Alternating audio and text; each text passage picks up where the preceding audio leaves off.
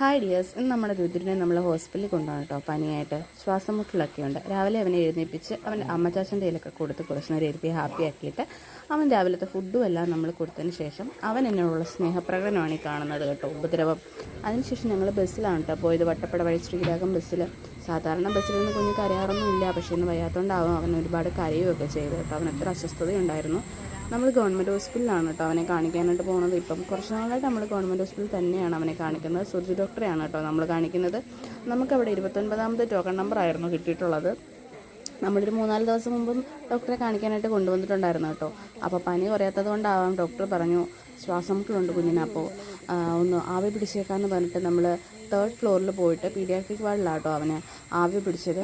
അതിനുശേഷം നമ്മൾ തിരിച്ച് ആവിയെല്ലാം പിടിച്ചിട്ട് തിരിച്ച് നമ്മൾ ഫാർമസിയിലും പോയി അവന് ആവശ്യത്തിനുള്ള മരുന്നെടുത്ത് നേസൽ ഡ്രോപ്പ് അതുപോലെ സിറപ്പുകളെല്ലാം മേടിച്ചിട്ട് നമ്മൾ തിരിച്ച് വന്നു കേട്ടോ.